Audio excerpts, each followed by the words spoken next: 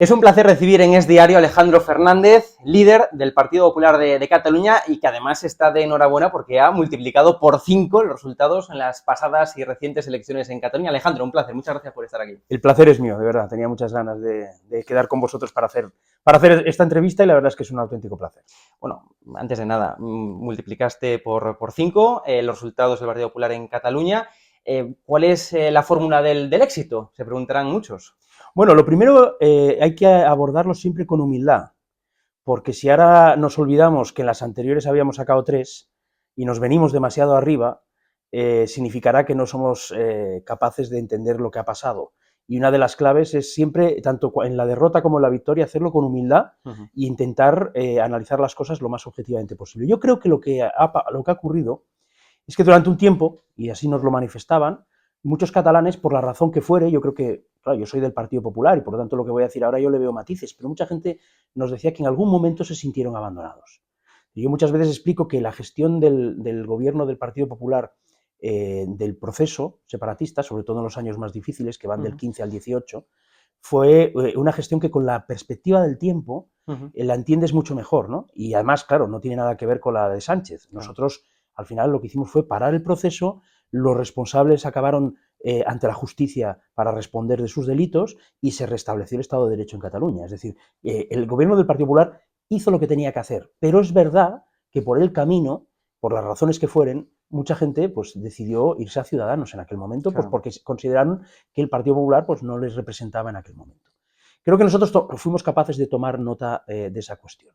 Una de las primeras decisiones que tomo yo es la de no irme de Cataluña, porque normalmente solía ocurrir que cualquier político constitucionalista a las mínimas dificultades pues se largaba de Cataluña, ¿no? Y entonces claro, eso había provocado una cierta sensación de desamparo y sobre todo pues pasó mucho con los líderes más conocidos de Ciudadanos, que además habían obtenido unos resultados espectaculares, ¿no? Yo creo que parte es ese compromiso.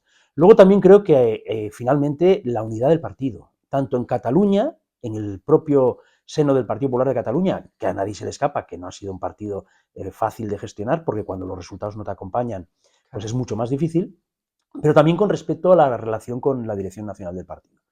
Tampoco se le escapa a nadie que había habido diferencias de criterio en un tiempo no demasiado lejano.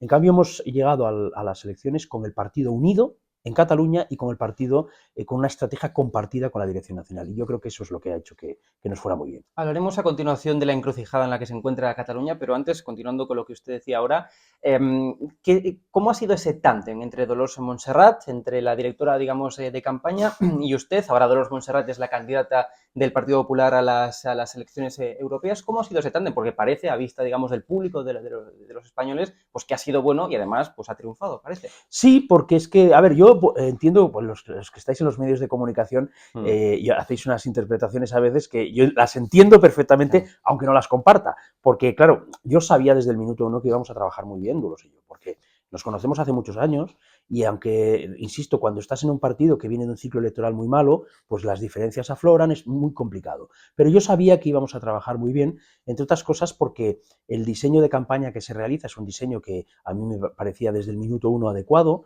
y luego además yo he podido actuar con absoluta libertad en relación a los mensajes políticos y a los criterios, eso sí, con una estrategia siempre previamente pactada y luego además en la relación humana ha sido una campaña muy positiva, es decir, yo no he discutido con nadie, cosa que en las campañas electorales no siempre ocurre, son momentos de tensión, ¿no? Y entonces, eso para mí es muy positivo y yo salgo muy satisfecho del trabajo con Dolors y, repito, yo ahora estoy totalmente a disposición de la agenda de campaña de las europeas porque de algún modo pues también quiero devolverle a ella pues el trabajo y el compromiso que ya demostró en autonómicas, hacerlo yo ahora de cara a las europeas. Lo comentábamos fuera de cámara, usted también es cierto, tiene mucho tirón en redes sociales, eso ha sido yo creo también una de las claves, también le ha favorecido yo creo que las entrevistas, los debates. ¿Cómo valora esa parte? Bueno, yo hablar de uno mismo en esos términos es un poquito difícil, ¿no? Porque, en fin, sí, parece ser, lo que dicen los analistas, que los debates me fueron bien y que las entrevistas me fueron bien, ¿no? Bueno, a mí me gusta mucho la política. Y cuando te gusta mucho la política y tienes mucha vocación, las cosas son más sencillas. Porque no vas a un debate con miedo, estás convencido de tus ideas y las transmites, independientemente de lo que diga el adversario político, ¿no? Y yo por eso a mí los debates siempre me han gustado mucho y es un formato en el que me siento a gusto porque tengo muy claro lo que pienso, tengo muy claro cómo tengo que decirlo y tengo muy claro también cuáles son los errores de nuestros rivales, ¿no? Entonces, bueno, es un formato que me gusta. Parece que Salvador Illa, el candidato del PSC, el socialista Salvador Illa, pues hubiera preferido pues no ganar las elecciones, porque está ahora mismo en una encrucijada. Es decir, ¿cómo se puede salir de la encrucijada en la que está? Parece, bueno, los analistas dicen repetición electoral, no hay un futuro claro, al menos, para Cataluña, ¿no? Yo creo que hasta el día de las elecciones europeas, todo lo que salga de cualquier líder socialista hay que ponerlo en cuarentena, porque lo han demostrado repetidamente. No le dicen la verdad ni al médico, pero ha sido así sistemáticamente. Entonces, ¿ellos qué están intentando trasladar ahora? Lo que intentan trasladar ahora es que van a conseguir la presidencia de la Generalitat, sí, y que van a ser capaces de llegar a acuerdos en fin, transversales. Suelen utilizar mucho esa expresión. Pero conviene no olvidar una cosa, no va a depender solo de él. Aquí hay un señor llamado Pedro Sánchez que continúa necesitando a Esquerra y a Puigdemont para mantenerse en Moncloa. Y Esquerra y Puigdemont no le van a regalar el apoyo gratia et amore, no lo van a hacer así. Con lo cual nos podemos encontrar en un escenario en el que después de las elecciones europeas, ahora evidentemente lo que digan está condicionado porque estamos en campaña, veamos exigencias nuevas de Esquerra y Puigdemont que pueden poner nuevamente a la sociedad española en un brete. Se habla de la posibilidad que efectivamente RC pues dé su brazo a torcer y haga finalmente presidente a Salvador Illa con el apoyo de los comuns, pero parece digamos, una posibilidad bastante difícil, ¿no? Teniendo en cuenta la caída exponencial en votos y en escaños que ha sufrido ERC precisamente por acercarse a Pedro Sánchez, por acercarse al Partido Socialista, y desde luego Junts parece que no va a hacer tampoco presidente a Salvador Illa. ¿Cómo ve usted este encaje de bolillos? Bueno, quizá la parte de Esquerra Republicana, dado que Esquerra Republicana no tiene demasiada ilusión en repetir unas elecciones, claro, porque podrían profundizar claro aún más su caída, quizá la puedan tener más consolidadas del Partido Socialista. Pero luego viene Puigdemont. Claro. Y Puigdemont, si finalmente el Partido Socialista tuviera la Generalitat, ¿qué le va a exigir a Sánchez para mantener ese apoyo? ¿Le puede exigir la presidencia de la Generalitat? Sí, se la puede exigir. ¿Le puede exigir abrir un proceso nuevo hacia la autodeterminación y la plurinacionalidad? Sí, lo puede hacer. Por lo tanto, estamos hablando de un personaje cuya máxima vocación es la desestabilizar a la democracia española. Y ese es el socio de Sánchez. Por lo tanto, después de las europeas, ya le digo yo que va a volver a haber lío en Cataluña. Y por reconfirmar, usted, el Partido Popular, jamás va a apoyar a Salvador Illa, por tanto, para llegar a la presidencia de la Generalitat, ¿no? Usted ya lo ha dicho. Pero... No, es que he puesto una condición que como tengo muy claro que no la van a cumplir, ojalá la cumplieran. Entonces nos podríamos sentar. O sea, a mí no me gusta tampoco cerrar la puerta de tal manera que la gente pierda la esperanza en que una Cataluña no nacionalista es posible. Pero claro, para que eso ocurra, se tiene que acabar con el proceso en Cataluña y en el conjunto de España. Es decir, lo que no puede ser, y yo no haría el tonto ni el primo, es regalarle a Salvador Illa la presidencia de la Generalitat para que mientras tanto Sánchez continuara con la autodeterminación con Puigdemont en Madrid. O sea, eso que nadie, vamos, eso no va a ocurrir.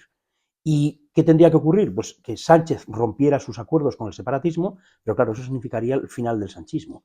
Y por lo tanto, no veo yo que eso vaya a ocurrir. Ruptura con el nacionalismo, tanto evidentemente a nivel de Cataluña como también incluso a nivel de España. Esa es la condición, ¿no? Es que tiene que ser así, porque si no, no se acaba el proceso. Salvador Illa, imaginemos presidente de la Generalitat, con los votos del Partido Popular, para que luego Sánchez siga pactando con Puigdemont plurinacionalidad, amnistía, etcétera, etcétera, etcétera. No, porque entonces yo no podría salir a la calle. No podría mirar a los ojos a mis electores, porque se sentirían engañados. Y yo no voy a hacer eso nunca. Creo que otra de las, ya que preguntabas al principio, de las cosas que funcionan bien es tener palabra y cumplir con lo que prometes. Yo, por lo tanto, la gente puede estar muy tranquila que votándonos a nosotros tiene la garantía de que no vamos a traicionarles.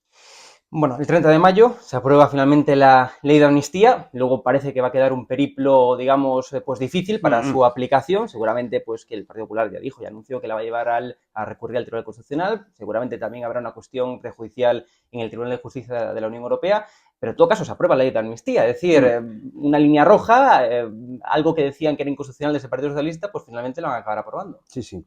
Bueno, vamos a ver, es una de las operaciones más corruptas de la historia de la democracia española. Es decir, no está hecha en aras a la reconciliación, sino que es a cambio de 7 votos, te convierto en alguien inmune. Es que es muy grave el asunto. Yo creo que muchas veces la gente, quizá por una cierta comodidad, decir, bueno, a ver si esto tranquiliza las cosas, pero no piensan en lo que significa, sobre todo para el día después. Lo que se ha aprobado, lo que se va a aprobar el jueves, consiste básicamente en que si tú tienes la llave de la gobernabilidad de un país, puedes cometer los delitos que te dé la gana, que vas a poder pasártelos por el forro, con el perdón de la expresión, por el forro. Es así. Es decir, aquí hay gente que ha cometido delitos gravísimos y que solo por el hecho de tener la llave de la gobernabilidad no van a pagar ningún precio por ello. Entonces, en fin, creo que es lo suficientemente grave para entender que rompe el principio de igualdad de los españoles ante la ley y eso tiene consecuencias. ¿Y qué consecuencias puede tener? Ahora el separatismo se le ve y es evidente que está electoralmente muy débil, pero eso no tiene por qué durar eternamente. En el momento en el que cogieran fuerza e impulso, van ahora mismo a tener un vacío legal delante. Es decir, ahora va a ser más difícil pararlos, si vuelven a las andadas, que en 2017, porque no, el Estado de Derecho está desprotegido por culpa de Pedro Sánchez. De hecho, en el caso concreto de Carles Puigdemont, pues parece que, bueno, pues de ser una figura que estaba recluido en Waterloo, decir que prácticamente ya nadie hablaba de él, pues ahora evidentemente con las reuniones fuera incluso, ya no solamente de España, sino incluso de la Unión Europea, ¿no? Que mantuvo con el Partido Socialista, pues parece que ha vuelto a la escena pública y además que tiene pues más tirón mediático, ¿no? Es decir, está reavivando, por tanto, el Partido Socialista, aparte del independentismo al menos. Efectivamente. Bueno, vamos a ver, es que es el precio que ha pagado Pedro Sánchez para seguir en Moncloa después de haber perdido las elecciones. Es que el asunto no es menor, porque algunos nos echan en cara que repetimos demasiado que ganamos las elecciones generales. Evidentemente ganamos las elecciones generales y nosotros tenemos muy claro que nuestro es un sistema de mayorías parlamentarias. Claro. Y por tanto, si hay una mayoría parlamentaria más grande que el resultado que tú tienes, pues te tienes que aguantar, cierto. Pero otra cosa es qué tipo de mayoría parlamentaria tienes delante. Si es una mayoría parlamentaria de una cierta coherencia ideológica, aunque sea opuesta a la nuestra, pues bueno, es lo que la gente ha votado. Pero es que esta no es una mayoría parlamentaria fruto de una propuesta electoral. Hay que recordar que es un engaño masivo a la ciudadanía, porque durante la campaña electoral juraron y perjuraron que jamás harían lo que luego han hecho. No es una mayoría de izquierdas o lo que sea, que eso sí es lo que argumentaban en campaña. No, no, es una cosa muchísimo más grave y es un engaño masivo a la ciudadanía. Por lo tanto, es una mayoría antinatural. ¿Que es legal? Evidentemente que es legal. Es legal, eso nadie lo ha discutido, pero que también llegar a un acuerdo para que no gobierne el Partido Popular con aquellos que pretenden destrozar la democracia española, pues ya me dirá usted. La justificación a ese cambio de opinión, como denomina, como tilda Pedro Sánchez, es bueno, que va a mejorar la convivencia en Cataluña, el diálogo, es decir, usted, como, además de como líder del PP en Cataluña, como catalán, ¿nota que la convivencia ha mejorado pues, desde que se anunció la ley de amnistía o desde que Pedro Sánchez está en el gobierno? Mire, el apaciguamiento es una tentación muy grande, porque consiste básicamente en el darle todo lo que pide al que te agrede en aras a esa normalización. La historia nos demuestra que el apaciguamiento nunca funciona. Puede funcionar o aparentar funcionar durante un tiempo. Es famosa la historia de Chamberlain, que volvió convencido de que había llegado con un acuerdo de paz, y luego ya vimos lo que ocurrió después. Ese es el más claro ejemplo de lo que significa el apaciguamiento. Esto ahora, evidentemente, cuando los independentistas quemaron Barcelona en los días del tsunami, al día siguiente se les empezó a dar todo lo que querían y ya dejaron de quemar Barcelona. Desde ese punto de vista, pues claro, es cierto, ya nadie quema Barcelona. Vale, muy bien. ¿Y el precio a pagar cuál es? El precio a pagar es darles los instrumentos a los golpistas para que cuando lo vuelvan a hacer no haya nadie enfrente. Y el apaciguamiento a medio y largo plazo se paga muy caro. Y al principio puede haber una cierta sensación de comodidad. Pero yo vuelvo a repetir, si los golpistas vuelven a hacerlo, muchos de los instrumentos que tenía el Estado de Derecho, la definición de la malversación, el delito de sedición, la propia amnistía, no habrá nada adelante. Bueno, estaremos nosotros, estaremos el Partido Popular, que haremos las modificaciones legislativas para que eso no ocurra. Pero si ahora mismo quisieran volver a repetirlo, lo harían sin miedo, porque no habría prácticamente ningún delito del que hacerse responsables después. Eso es el apaciguamiento. Por lo tanto, a mí me preguntan, ¿es verdad que ahora no arden las calles y que no te tiran piedras por los sitios? De acuerdo, porque se les está dando todo lo que quieren. Claro. Y eso para mí es un precio que no se puede pagar. ¿Cómo pronostica ese día en el que Carles Puigdemont pues, vendrá aquí a España, pisará suelo español, quizás venga, yo qué sé, pues un Falcon, un avión del ejército del aire? ¿Cómo pronostica? ¿Cómo será ese día? ¿Cómo lo ven? Yo creo que será el típico espectáculo folclórico que monta el nacionalismo. Es decir, Yo reconozco que ese día no estaré muy atento, porque incluso porque me provoca bastante vergüenza ajena. Esta especie de mitificación de la gente, ¿no? Yo creo que los políticos somos personas como los demás. O sea, ni tampoco somos, en general, el desastre que muchos nos atribuyen, pero tampoco somos figuras mitológicas. Es decir, toda esta parafernalia que se monta en el nacionalismo para deificar a Carles Puigdemont, a mí me parece bastante hortera. Eso ya para empezar. Y es un tipo de espectáculo que a mí no me va. Y para ir ya finalizando y concluyendo, elecciones europeas, a la vuelta de la esquina, 9 de junio. ¿Cómo valora usted la estrategia del Partido Popular de plantearlo como un plebiscito? Digamos, como Yo una no, pugna entre Sánchez y Feijóo. yo no creo que esa sea la estrategia del Partido Popular, se lo digo sinceramente. Creo que ese es reconozco que es el debate, un debate mediático, el que seguramente sea más importante, pero nosotros vamos a hacer un gran esfuerzo por recordar que somos el principal partido de Europa, que somos el Partido Popular Europeo, de los padres fundadores de Europa que han traído lo mejor de la Unión Europea, que es vital que frente al populismo y al nacionalismo en la extrema izquierda haya un Partido Popular Europeo que garantice lo mejor de la Unión, y que es importantísimo que dentro de ese Partido Popular Europeo la delegación española sea de las más numerosas. Y por tanto, eso es vital también. Y creo que eso, explicarlo, ya sé que eso no moviliza a las masas, ni las enardece, ya lo sé, hablar de Europa, pero es nuestra obligación hacerlo. Entre otras cosas porque es el marco institucional en el que estamos. Y Europa tiene algunos defectos, sí, pero también tiene enormes virtudes que han permitido que sus miembros progresen ininterrumpidamente desde la fundación de la Unión. Y por tanto, de ese discurso europeísta es muy importante trasladarlo en esta campaña. No somos videntes, ¿no? Pero siempre en contexto electoral, una campaña electoral, pues hay que hablar de pronósticos, de expectativas. Parece, según los últimos sondeos, que el Partido Popular, menos el CIS, claro, eso es para comentar aparte, pero los sondeos privados pues dicen que el Partido Popular va a ganar las elecciones. Sin embargo, parece que no, digamos, con una holgura, podemos decir, grande en comparación con respecto al Partido Socialista. ¿Qué expectativas manejan ustedes desde el Partido Popular de Cataluña? Yo creo que el objetivo tiene que ser ganar. Y ya está, ganar. ¿Y por qué lo digo? Porque hemos ganado claramente las elecciones municipales, ganamos claramente las elecciones autonómicas, ganamos las generales, aunque nos faltaran 4 o 5 escaños para lograr nuestro objetivo. Mantuvimos la mayoría absoluta en Galicia, crecimos en el País Vasco y hemos crecido extraordinariamente en Cataluña. Ganar estas elecciones europeas es completar un ciclo electoral de cambio político en España. Y eso ya es imparable. Cuando ya has ganado municipales, autonómicas, generales, europeas y has crecido en los sitios donde eras más flojo, eso ya es que el cambio político en España está a tocar, ¿no? Y por tanto, nuestro objetivo es ganar. Manifestación, ya concluimos, manifestación de este pasado domingo, aquí justamente en Madrid, 80.000 personas cifran, digamos, datos de la organización del Partido Popular, en todo caso, muchísimas más personas, infinitamente más personas que las que apoyaron a Pedro Sánchez, digamos, cuando pues, amenazó con dimitir vía carta, ¿no? Bueno, yo en aquella manifestación me hubiera gustado ir a animar a Sánchez a que hubiera dimitido. Hubiera sido... Vamos a ver, hay una cosa que es absolutamente indiscutible. Esto era un acto del Partido Popular, en el marco de unas elecciones europeas, es decir, un acto de campaña.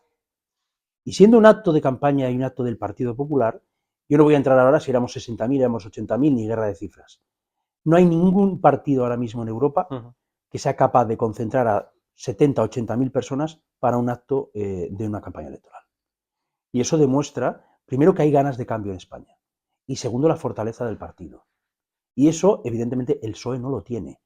El PSOE lleva al gobierno porque ha pactado con lo peor de cada casa, pero es un partido absolutamente destruido, porque el influjo de Sánchez está carcomiendo completamente poco a poco. Él se mantiene en Moncloa, pero mientras tanto van perdiendo ayuntamientos, comunidades, se van hundiendo en prácticamente toda España. Es cierto que Cataluña es una de las pocas excepciones donde no se han hundido, pero en el resto de España se están hundiendo.